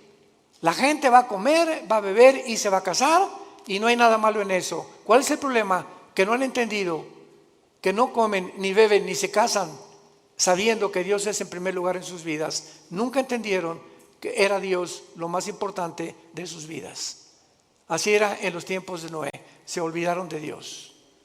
Entonces no hay nada malo que te cases, no hay nada malo que bebas, no hay nada malo que compres, no hay nada malo que tengas un Lamborghini aquí estacionado afuera del edificio, o que tengas una casa de 5 millones de pesos, o que tengas un taller de carpintería y que no hayas progresado. No hay nada de malo en eso. Lo malo es que en medio de todo lo que tú estás viviendo, Dios sea en tu vida la segunda o la tercera parte de tus prioridades. No entendieron. ¿Y cuántos ahorita tienen a Dios en primer lugar? Es cuando tienes a Dios en primer lugar en tu vida, cuando te levantas y lo primero que haces es venir a este libro en las mañanas y comenzar a leer los salmos, proverbios, hincarte y llorar con Dios y buscar en las escrituras, porque el poder, lo compartimos ayer en el coffee break, la Biblia tiene un poder que no tienen los libros de Platón, ni de Aristóteles, ni de Mahatma Gandhi, ni de Confucio, ni de Buda, porque son libros que si lees a Aristóteles y Platón, pues te da intelectualidad, y si lees a Mahatma Gandhi y a Confucio te da altruismo, y si lees libros de nutriología te da capacidad para cuidar tu cuerpo, pero ninguno de esos libros te cambia. Ninguno cambia tu vida, sigue siendo lo mismo, más inteligente o más intelectual, mejor cuidas de tu cuerpo, pero tu espíritu es el último lugar. Cuando vienes a la Biblia te cambia. Tiene el poder. Jesús dijo: mis palabras son espíritu y son vida. La Biblia tiene el poder de transformar nuestra vida interior. Dice Pablo en 2 Corintios capítulo 3, mirando cara a cara, somos transformados por el Espíritu de Dios. Mirando, somos transformados. Al mirar la Biblia, al tener contacto con la Biblia, al meditarla, al estudiarla, al memorizarla, algo entra a tu vida que sin que te des cuenta, como una planta la riegas, el agua que le pones en la planta comienza a crecer de una forma invisible hasta que sale el tallo a la superficie. Tú sigue leyendo la Biblia, sigue memorizándola, sigue teniendo con Dios a través de la Biblia, porque no hay contacto con Dios fuera de la Biblia. Mis palabras son espíritu y son vida, dijo Jesucristo, Juan 5:39. El que quiera conocer la voluntad de Dios, dijo Jesús, conocerá si mis palabras son mías y mi doctrina es mías. Porque el que busca su propia gloria es porque él quiere alabarse y glorificarse. Pero yo he venido a buscar la gloria de mi Padre, el que me envió. Y las palabras que hablo son de mi Padre. Las obras que hago son de mi Padre. Y las cosas que os digo, mi Padre me las enseñó primero a mí, para que ustedes, yo, el instrumento de mi Padre, los guíe al cielo. Porque nadie puede conocer al Padre más que a través del Hijo. Nadie puede conocer a Dios si antes no conoció a Jesucristo. Es bien importante esto. ¿Quieres conocer a Dios? Primero tienes que conocer a Jesús. Porque Dios el Padre envió a su Hijo para que Él nos enseñara quién es el Padre. Nadie puede decirte cómo es Dios. Ni Buda, ni Confucio, ni Mahatma Gandhi, ni Aristóteles, ni nadie más que Jesús. Ahora muy bien, con esta introducción, dentro de las enseñanzas doctrinas que más confusión existen actualmente es ¿qué significa la palabra iglesia? Esto es increíble. ¿Qué significa cuando decimos vamos a la iglesia? O la iglesia de Jesucristo, o la iglesia apostató, etcétera, etcétera. ¿Cuáles son sus funciones de la iglesia y cómo terminará en los últimos días? Vamos a comenzar con la definición. La palabra iglesia viene de la palabra griega ek, Enrique y K de kilo. Es un prefijo que significa fuera. Y klegos o klesia significa llamados. Entonces la palabra ekklesia significa llamados fuera. ¿Qué es la iglesia? Un grupo de seres humanos que hemos sido llamados, como Dios le dijo a Abraham: deja a tus ídolos, deja tu parentela, deja el mundo donde es y ven y sígueme. Y no le dijo Dios a Abraham a dónde iba a ir. Nunca nos dice Dios a dónde nos lleva, porque es por fe. Todos quisieran saber, ¿verdad? Bueno, yo quizá seré predicador, quiere que sea Dios doctor o quiere que sea licenciado, porque caminar con Dios es caminar todos los días en un mundo invisible, guiado simplemente por el Espíritu de Dios. Y Abraham es el padre de la fe, porque obedeció a Dios sin saber a dónde iba, pero simplemente porque Dios lo llamó. Entonces la iglesia somos personas que Dios nos ha llamado a salir fuera de las diversiones del mundo, de la forma como el mundo se comporta, de la cultura del mundo, de las cosas que el mundo ama, los deseos de la carne, los deseos de los ojos y la vanagloria de la vida, del aplauso, la popularidad, la alabanza del mundo que unos buscamos unos con otros. Y fue la razón por la cual los fariseos no creyeron en Cristo. Dice la Biblia que los fariseos no creyeron en Cristo porque amaban más la gloria del mundo que la gloria de Dios. Entonces Dios nos llama y nos saca, no físicamente, nos saca del mundo, entiéndanlo, espiritualmente. Veamos este ejemplo en Juan 17, de qué forma el apóstol Juan lo define. Juan 17, versículo 14 y 15. Es Jesús en su última oración sacerdotal. Al otro día Jesús iba a morir en una cruz. Y estas se pueden considerar como sus últimas palabras o la última oración que él le hace al Padre. Versículo 14, capítulo 17 de Juan, versículo 14 en adelante. Y dice Jesús, le está hablando a su papá, al Padre: yo les he dado tu palabra. ¿Qué nos dio Jesús? ¿Qué nos dio Jesús? ¿Qué nos dio Jesús? Esto es lo que nos dejó Jesús. Imagínense la importancia que tiene nuestro contacto diario con la palabra. Yo les he dado tu palabra y el mundo los aborreció, porque no son del mundo. ¿Qué definición y qué revelación más extraña? ¿Somos extraterrestres entonces? Así es. Porque físicamente estamos en un mundo que no es de nosotros. Dios le ha placido que nazcamos en un mundo ocupado por el enemigo. Dios le ha placido ponernos en un desierto, porque el mundo es un desierto. No tiene nada que ofrecernos el mundo, como Dios puso a Israel cuando lo sacó del mundo que es Egipto a un desierto. Entonces estamos en un desierto, en un mundo donde hay serpientes y escorpiones, sequedad, vaciedad, sed, hambre, donde no hay nada en ese desierto que nos pueda proveer o nos pueda traer una verdadera satisfacción. Y fue lo que Dios les quiso enseñar a los judíos en el desierto.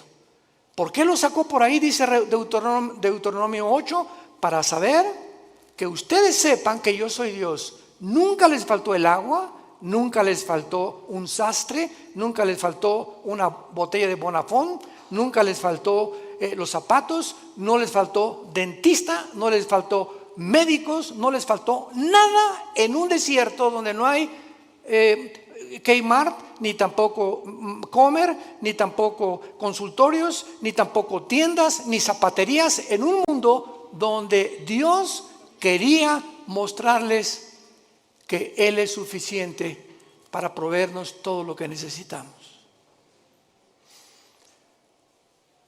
Y por eso ellos no eran del desierto, los judíos, el hogar final era la tierra prometida, pero tenían que atravesar ese desierto. Tenemos que atravesar el mundo que estamos viviendo, porque nuestra meta no es este mundo, es el cielo con Dios. Cuando Dios transforme el mundo, regresaremos al mundo, restaurado por Él. Por eso Jesús dijo que no somos del mundo, Cuando tú eres cristiano, de repente ya no te llevas con tu compadre porque él habla puras groserías y se emborracha o es drogadicto o se goza que tiene amantes, y porque tu comadre, verdad, puro chisme te dice todo el vecindario, como las verdulerías y en los mercados, y comienza a encontrar amigos que tienen relaciones sexuales con su novia o con su novio, etcétera, etcétera, y nos comenzamos a sentir como peces fuera del agua, y comienzas a buscar otro tipo de amistades porque ya te duele, ya sientes que no pertenecemos a esas fiestas, no pertenecemos a esas reuniones, no pertenecemos a esa forma que al mundo lo divierte, porque ya no somos del mundo. Si tú no sientes esto en tu corazón, te falta pasión por la verdad. Te ruego por ellos, porque no son del mundo, como tampoco yo soy del mundo. Y no ruego que los quites del mundo, sino que los guardes del mal. Muy fácil, ¿verdad? Que Dios viene por nosotros, pero Él no tiene ese propósito. Él quiere que mientras atravesemos este desierto, que ya vamos al final, ya estamos a punto de entrar a la tierra de Canaán, a la promesa de la tierra prometida que Dios tanto prometió en el Antiguo como en el Nuevo Testamento. Estamos a punto, hermanos, de cruzar el río Jordán. Estamos a punto de cruzar el río Jordán, y recordemos algo, que esa generación no entró a la tierra prometida, se murieron en el desierto. Estamos hablando más de 1,5 millones de seres humanos que nunca quisieron obedecer a Dios, siempre quejándose. ¿Y por qué no tenemos agua como en Egipto? Y en el mundo se divierte más. ¿Y por qué no tenemos las diversiones del mundo? Regrésanos a Egipto, Moisés. Ya Moisés los tenía hasta el gorro, al grado que se desesperó tanto Moisés cuando golpeó la piedra 3 veces, que Dios le dijo: no vas a entrar a Canaán, vela desde lejos y cuando te mueras la vas a ver. ¿Cómo aguantó Moisés a casi 2 millones de cabritos? Porque no eran ovejas. Fue la generación que siguió de ellos los que entendieron y entraron por Josué a la tierra de Canaán. Vemos pues nosotros en Primera de Juan capítulo 4 en el Nuevo Testamento de qué manera el apóstol Juan continúa hablándonos acerca de qué diferencia hay en los cristianos y el mundo. Dice Primera de Juan 4, 5 y 6: hijitos, les está hablando a nosotros, a los cristianos, ustedes son de Dios y los habéis vencido, porque mayor es el que está en vosotros que el que está en el mundo. Ellos, la gente que no es cristiana, ellos son del mundo, por eso hablan del mundo, y el mundo los oye, sus canciones, sus versículos, sus teatros, sus películas. El mundo está feliz con este tipo de personas. Nosotros somos de Dios. El que conoce a Dios nos oye. El que no es de Dios no nos oye. En esto conocemos el espíritu de verdad y el espíritu de error. Un cristiano, cuando tiene el Espíritu Santo, ya discierne: lo que estoy oyendo, ¿de dónde viene? ¿Del mundo o viene de arriba? Cuando tú pones más atención a canciones, ¿verdad?, artistas mundanos, que a las cosas de Dios, es porque tienes tu corazón en el mundo todavía. No has sabido aislarte, ni has sabido hacer a un lado las cosas del mundo. Dice claramente también en 1 Juan 5:19 que el maligno está al control del mundo entero. Muy bien, entonces, en otras palabras, para concluir, la iglesia cristiana consiste en seres humanos. Tú y yo tenemos un llamado. Qué privilegio que Dios nos haya escogido. Qué privilegio que Dios me haya llamado entre mis amigos que yo tenía antes de convertirme. De muchos familiares míos que no los llamó Dios como me llamó a mí. Qué privilegio tan grande. Qué privilegio tan grande. Que para vivir siempre en humildad, dándole gracias a Dios, llorando por el privilegio que Dios nos llamó. El creador de los cielos y la tierra te dijo: Pepe, ven, quiero darme a conocerte, quiero que sepas quién soy, quiero que sepas que tienes un plan, quiero que sepas que nunca te voy a dejar, nunca te voy a abandonar. Aunque andes en valle de sombra y de muerte, aunque pases por ese desierto, yo estaré contigo. No temas, no temas, y aun cuando mueras, continuarás comiendo en mi mesa, como les dijo Jesús a los discípulos antes de morir. Este vino y este pan que como con ustedes, no lo comeremos hasta el día en el cielo de nuestra boda del Cordero. Jesús sabía que a las 9 de la mañana lo iban a crucificar el día anterior, y fue la última cena. Jesús sabía cuándo iba a morir, y Jesús sabía que lo que iba a comer lo iba a volver a comer algún día, diciéndose a los discípulos: pero no se pongan tristes ni se perturbe su corazón, nos vamos a volver a ver. Esta es la esperanza a la que Dios nos ha llamado a todos los que Dios ha escogido para seguirle. Ahora veamos el origen de la iglesia. La iglesia no existía en el Antiguo Testamento. Esto es básico en la teología cristiana. Ustedes que ya están en teología. La iglesia no existía en el Antiguo Testamento. Veamos en Efesios capítulo 3 cómo Pablo nos lo revela. Efesios capítulo 3, versículo del 1 al 6. Por esta causa yo, Pablo, prisionero de Cristo y Jesús por vosotros, los gentiles, si es que habéis oído de la administración de la gracia de Dios que me fue dada para con vosotros, que por revelación me fue declarado el misterio, como antes lo he escrito brevemente, leyendo lo cual pueden entender cuál sea mi conocimiento en el misterio de Cristo. Misterio que en otras generaciones, está hablando del Antiguo Testamento, no se dio a conocer a los hijos de los hombres, como ahora es revelado a sus santos apóstoles y profetas por el Espíritu.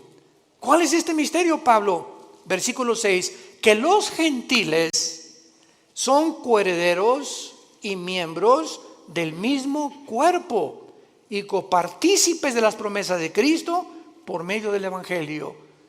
En el Antiguo Testamento los judíos se enorgullecieron, le dijeron a Cristo: somos descendientes de Abraham, pero no hijos de Abraham. Descendían genéticamente, pero nunca se habían convertido al Dios verdadero. Entonces, qué maravilloso que ahora los judíos, fue un caos en el libro de los Hechos, que de repente los gentiles, los que no eran judíos étnicamente, comenzaban a convertirse.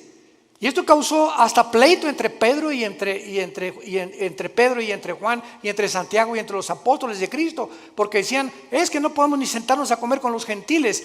Este concepto tenían de los gentiles, que no eran los cristianos. Y ahora el misterio, en Hechos 10 se hace una reunión con todos los apóstoles, Santiago y Pedro la presiden y dictan este decreto.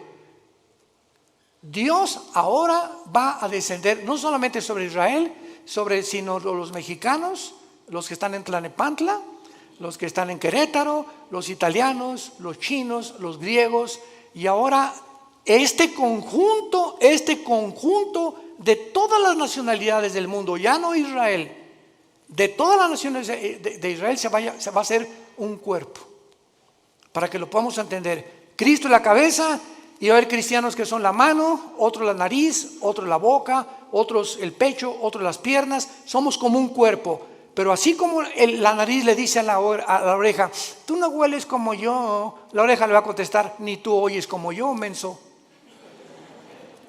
Para que no haya, dice 1 Corintios 12, desaveniencia entre nosotros, y nunca nos enorgullezcamos de que alguien tiene más que otros.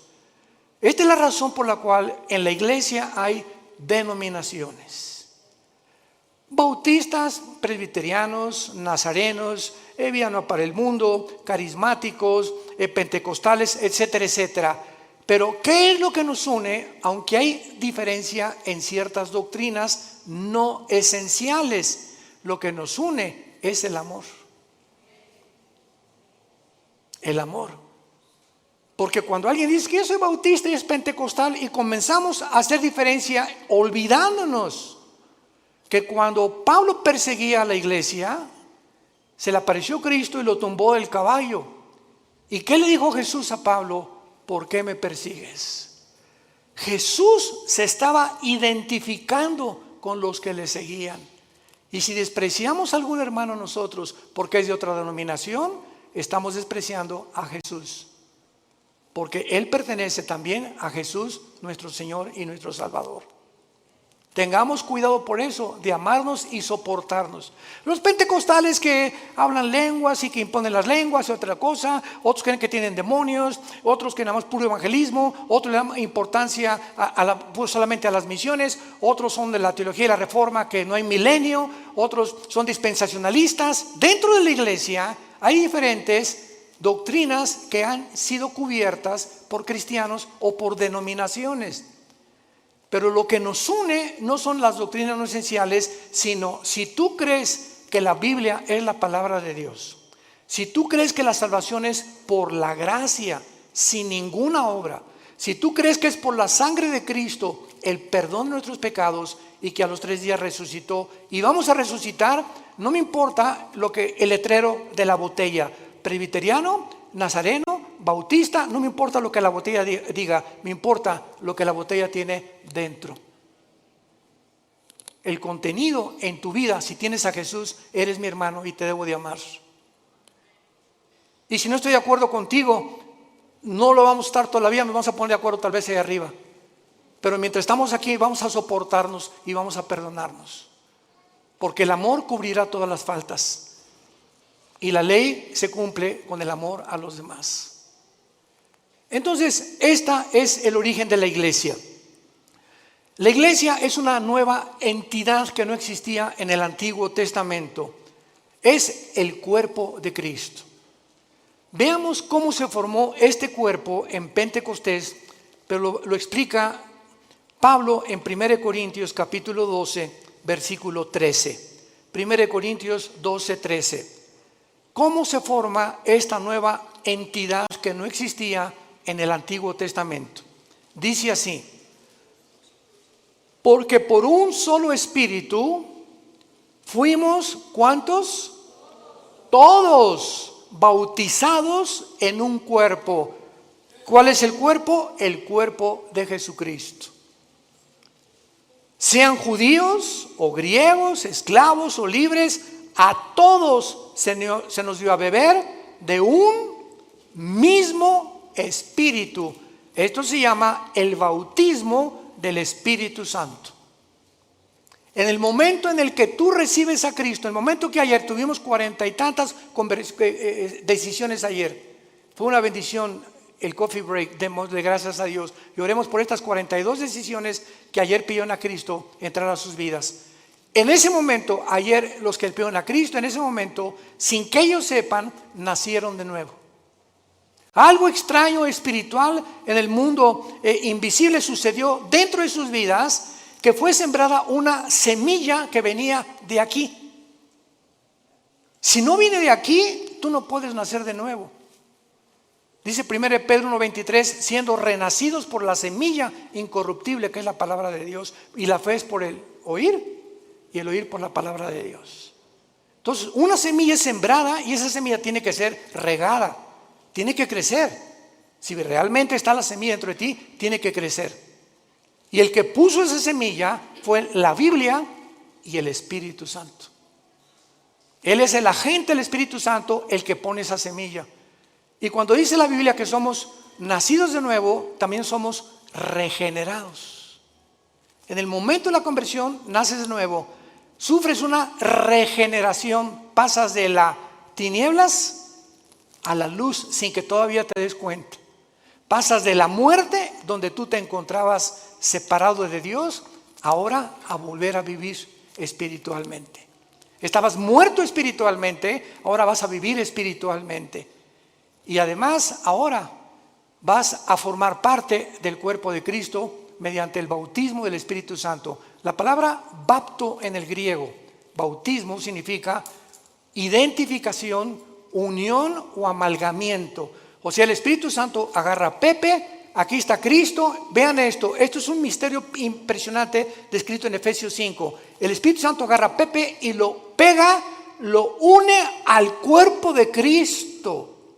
Y este cuerpo que estamos en Cristo no existía antes en el Antiguo Testamento, porque no había formado. Cristo ni el Espíritu Santo había descendido para morar permanentemente en los hombres. En el Antiguo Testamento el Espíritu Santo venía sobre Sansón. Muchos creen que Sansón tenía así músculos como Rambo, ¿verdad? Pero, o sea, entonces le atribuiríamos la fuerza a sus músculos. Pero Sansón era como común y corriente. Pero cuando el Espíritu Santo venía sobre Sansón, la fuerza de Sansón no era muscular, la fuerza de Sansón era espiritual. Y agarraba a los leones como si fueran cabritos. Cargó una puerta de casi 200 kilos y mató a más de 150, 200 filisteos con la quijada de un burro. Pero en el momento en que Sansón se fue tras Dalila, ¿saben lo que significa Dalila? La que debilita. Una mujer es capaz de debilitar a cualquier hombre. Cuidado, varones. Sansón se olvidó de Dios y de los mandamientos de Dios, fue seducido por Dalila, y cuando Sansón le dice a Dalila, agarra mi pelo, ¿verdad? Y peíname, ella le corta el pelo, porque Dios le puso el símbolo de su fuerza en su pelo. Y cuando Sansón se despierta, todo esto está en el libro de los números, de los jueces en el Antiguo Testamento, capítulo 13. Sansón, lo agarran los filisteos y lo amarran, y Sansón ya no pudo romper las lianas. Y dice la Biblia, porque no sabía que el Espíritu Santo lo había abandonado. Cuando David tenía el Espíritu Santo, escribió el Salmo 22. Dios mío, ¿por qué me has separado? Horadaron mis manos y mis pies, sobre mis ropas echaron suertes, me miran como toros de Basán. David, 1000 años antes de Cristo, escribió la crucifixión. Y cuando estaba el Espíritu Santo en él, era inspirado para escribir las profecías. Pero el Espíritu Santo se iba de David, y David era como cualquier hombre, como tú y como yo.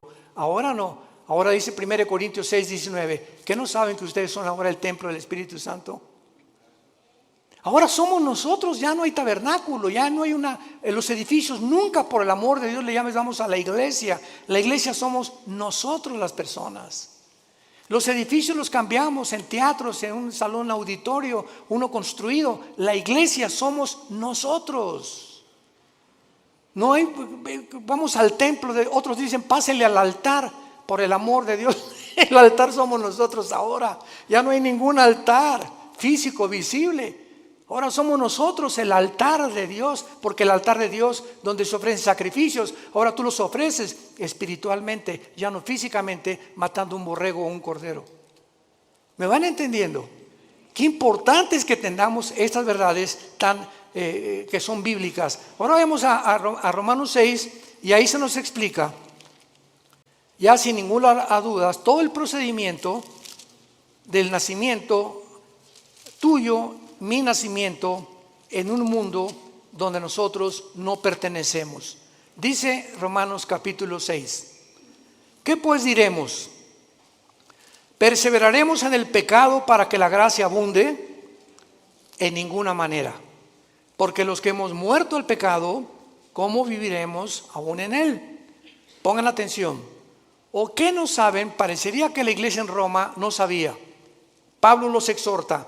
¿Qué no saben? Que todos los que hemos sido bautizados en Cristo. ¿A qué bautismo se está hablando Pablo? No al bautismo en agua, porque el bautismo en agua no nos regenera. Todos los que hemos sido identificados, amalgamados, unidos. Recuerden lo que significa la palabra bautismo: amalgamados, identificados, unidos. Y lo traducimos así para que tengan mejor entendimiento. ¿Qué no sabes? Que todos los que hemos sido unidos en Cristo Jesús, hemos sido unidos en su muerte. ¿Qué significa esto? Que hace 2000 años, cuando Jesús murió en la cruz, tú estabas ahí. Yo estaba ahí. Estábamos en Cristo cuando Él moría, moríamos juntamente con Él. Pero ¿cómo puede ser cierto esto, hermanos, si yo nací 2000 años después? Espiritualmente, el mundo invisible nos es revelado, porque en el momento en que moría Cristo, Dios sabía que tú y que yo lo íbamos a recibir. Y ya estábamos en Cristo, en esa cruz. Por eso cuando recibes a Cristo, Él muere, con su muerte paga tus pecados, dándonos a entender que tú y yo moríamos, pero ahora Él moría en mi lugar porque yo no los podía pagar. Qué tremenda revelación, ¿verdad? Porque son versículo 4, pero no solamente queda ahí. Además, somos sepultados con Él para muerte por el bautismo. Cuando nacemos de nuevo, el Espíritu Santo nos pega con Cristo, morimos con Cristo. Cuando Cristo fue enterrado, tú y yo fuimos enterrados con Él. Ahora lo explico. A fin de que como Cristo resucitó de los muertos por la gloria del Padre, así tú también andes en vida nueva. Un cristiano que recibe a Cristo, ha muerto con Cristo, ha sido enterrado con Cristo. Y si hemos sido enterrados es porque el antiguo Pepe, la antigua Carmelita, el antiguo Armando murieron cuando yo recibí a Cristo. Yo estoy muerto a los ojos de Dios ya.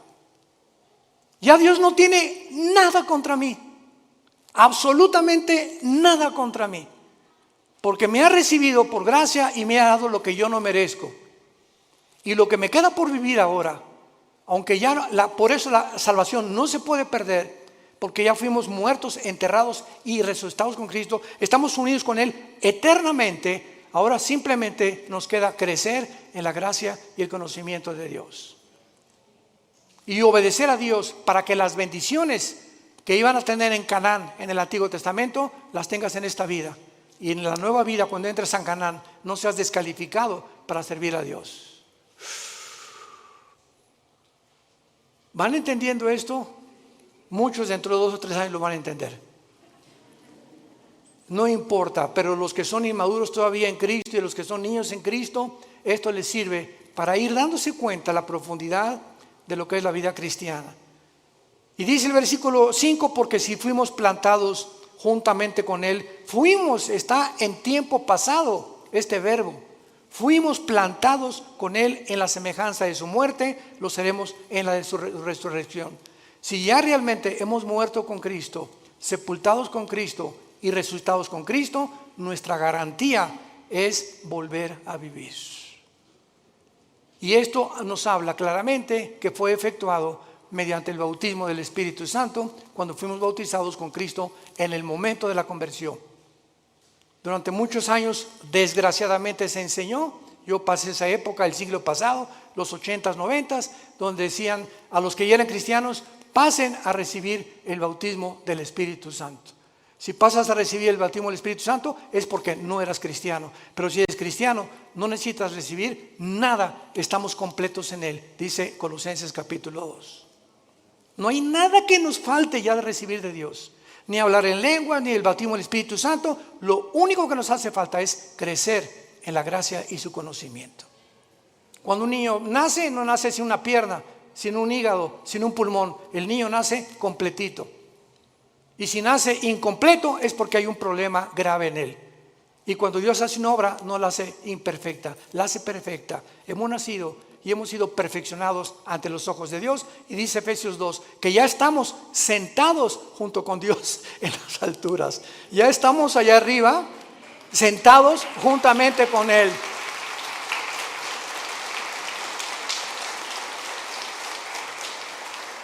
Te damos gracias, Señor, en esta mañana por tu palabra. Porque por un solo Espíritu todos hemos sido bautizados, identificados, amalgamados, unidos al cuerpo de tu Hijo Jesucristo. Te damos las gracias porque Él ahora es nuestra cabeza y nosotros miembros unos de otros en particular, para que no haya desaveniencia entre nosotros y podamos amarnos y soportarnos como nosotros lo debemos hacer por amor a tu muerte en la cruz. Te damos gracias, Señor, porque estamos en un mundo infectado, enfermo, que se están autodestruyendo los seres humanos a nuestro alrededor. Y ahora nuestro deber es alumbrarlos, sacarlos de la podredumbre donde se encuentran, del pecado donde han vivido, mostrándoles que tu gracia es más que suficiente para transformar la vida de cualquier persona que quiera obedecer a la fe, obedecer el Evangelio. Oramos al Dios y Padre de Jesucristo nuestro Señor, que nos ha hecho renacer para una esperanza viva por medio de la resurrección de Jesucristo entre los muertos. Que todos ustedes permanezcan fieles hasta el fin en la esperanza a la que todos hemos sido llamados. Que Dios les dé un espíritu de revelación, alumbrando los ojos de vuestro entendimiento, para que comprendan esta esperanza maravillosa que se llama Jesucristo. Él es nuestra esperanza bienaventurada. Y que conozcamos la supereminente grandeza del poder que lo levantó de los muertos, porque es el mismo poder que está actuando dentro de tu vida y de mi vida. Descubre este poder, hermano y hermana en Jesucristo. Descubre el poder inmenso que Dios nos ha dejado. Y mientras vivas creyendo y obedeciendo, Dios te levantará más pronto del lugar donde tú te encuentras, para que te conviertas en una antorcha en tu lugar de trabajo, en tu escuela o en tu universidad, y podamos guiar a la gente que queda y que va a recibir pronto al anticristo, arrebatarlos del fuego eterno por la gloria de Dios. Si alguna persona en esta mañana quiere recibir a Cristo por primera vez, ser unido con Él en su muerte, en su entierro y en su resurrección, dile estas palabras con todo tu corazón. Señor mío y Dios mío, perdona mis pecados. Creo que en la cruz pagaste por ellos y que a los 3 días resucitaste de los muertos. Y como creo que vives, Señor Jesús, ahora te pido en este instante a que entres a mi vida. Te recibo como mi Señor. Gracias por darme la vida eterna y haberme hecho renacer mediante la predicación de tu santa palabra. En el nombre de Jesús, amén. Gracias a Dios por este libro maravilloso. Gracias a Dios por la palabra de Dios. Gracias, Señor.